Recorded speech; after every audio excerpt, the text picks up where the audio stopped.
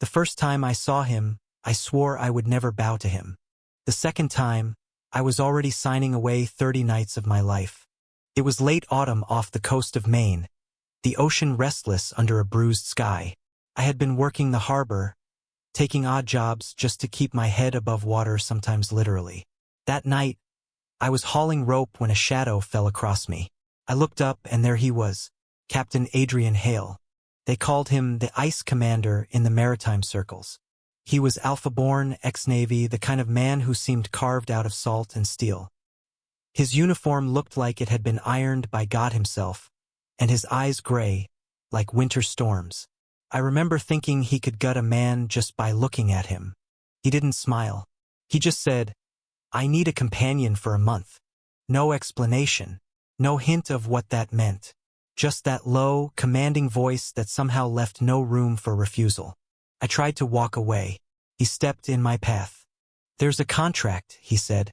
30 nights aboard my vessel. You'll eat well. You'll be paid. You'll have my protection." "And what do you get?" I asked, narrowing my eyes. His lips barely curved. "Company." The word felt heavier than it should have. I didn't know if it was a threat, a promise, or both.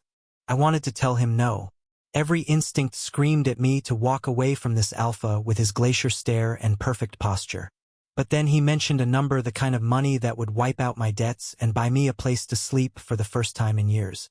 So I signed. The Seraphine was his world, a sleek, modern yacht with lines so sharp it looked like it could cut the ocean. My quarters were small but comfortable. His were untouchable. I wasn't supposed to go near them. The first night was awkward. He barely spoke, just gave me curt instructions. "When you dine, dress properly. No wandering into restricted areas. And if I call for you, come immediately." It was like being both a guest and a prisoner. By the third night, I had started to notice things. The way he would glance at me when he thought I wasn't looking. How he always kept a precise distance, as though afraid to touch, but somehow kept finding excuses to stand close enough for me to feel the heat radiating off him. And me? I hated that I was curious. Hated that I wanted to know what it would take to crack that icy exterior. On the fifth night, a storm rolled in without warning. Waves slammed against the hull, and the sky turned black. I stumbled on deck, soaked through, trying to secure loose lines. My hands slipped on the wet rope. I might have gone overboard if he hadn't caught me, one strong hand gripping my arm, the other steadying my waist. For a moment, I felt the full force of his body against mine. His breath was warm against my ear as he shouted over the wind, "Hold on to me." I did, too tightly. When the storm passed, he didn't let go right away. His eyes searched mine like he was trying to read a language he hadn't spoken in years. Then, without a word, he walked away. By the seventh night, the tension was unbearable. Every meal was a battle of silences. Every glance lingered a fraction too long. It was the eighth night when everything changed. We were anchored in a quiet bay, the moon spilling silver across the deck. I had just finished clearing dishes when I heard him call my name. Not in that clipped, formal way, but low, almost hesitant. I found him leaning against the railing, a glass of whiskey in his hand. He gestured for me to join him. "I was wrong about you," he said, eyes fixed on the water. I didn't know what to say. "You're not just company," he continued. "You've been in my head since the first night, and I hate it." Something about the way he said it, like it was both confession and surrender, made my chest tighten. When he finally looked at me, the mask was gone. The ice had melted, and what lay beneath was raw, dangerous warmth. And before I could think, he reached out, cupping my face in his hand. His thumb brushed my cheek, slow and deliberate. "If I kiss you," he murmured, "there's no going back." I didn't move, couldn't. The kiss was slow, deep, like he was tasting something he'd been starving for. When he pulled back, we were both breathing hard. 30 nights, he said softly, suddenly doesn't feel like enough. The ninth night felt different. The air between us was no longer a cold corridor of unspoken rules, it was a live wire. Every brush of his shoulder against mine, every shared glance over dinner felt like we were already breaking the contract we'd signed. He didn't kiss me again that night, But I caught him watching me when he thought I was asleep, his expression somewhere between hunger and fear. By the 10th night, I realized the danger wasn't just him, it was me. Because I wasn't thinking about the money anymore. I wasn't counting down the days until I could leave. I was starting to want more than I had any right to want. That morning, I wandered into a part of the yacht I'd never been to before. A room tucked away behind the captain's quarters.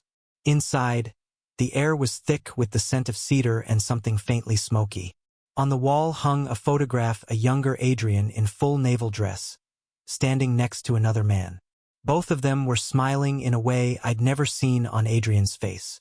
I didn't hear him enter until his voice cut through the quiet. "You shouldn't be here." I turned, startled. He was standing in the doorway, shoulders rigid, jaw tight. "Who is he?" I asked. For a long moment he didn't answer. Then softly, "My mate. We served together. He's gone." I didn't ask how. I could see it in his eyes, the kind of loss that rewires you, leaves you colder, harder. I told myself I'd never get close to anyone again. He said, stepping into the room. "And then you showed up." His voice cracked, just barely. The next few nights were a blur of moments that felt like they belonged to someone else's life. Quiet laughter over midnight coffee in the galley. The way his hand would linger on my lower back when we passed in the narrow hallway.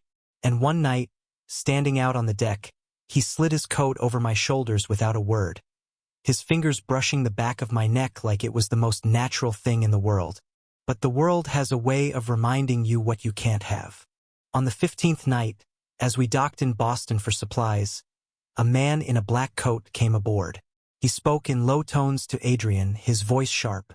I stayed out of sight, but I caught fragments of their conversation. Words like obligation, debt, and your family's legacy. When the man left, Adrian found me on deck. His eyes were darker than I'd ever seen them. "You need to be ready to leave when we get back to Maine," he said. It was like someone had kicked the breath out of me. "Why?" "Because I can't give you more than 30 nights, he said, almost like he was trying to convince himself. "And I won't pretend otherwise." For the next 2 nights, we barely spoke. The silence was worse than any argument. On the 18th night, I finally snapped. "You're the one who broke the rules first," I said, my voice shaking. "You made me want more, and now you're just going to shut it down." He turned on me, anger flashing in his eyes, but it wasn't the kind that burned to destroy.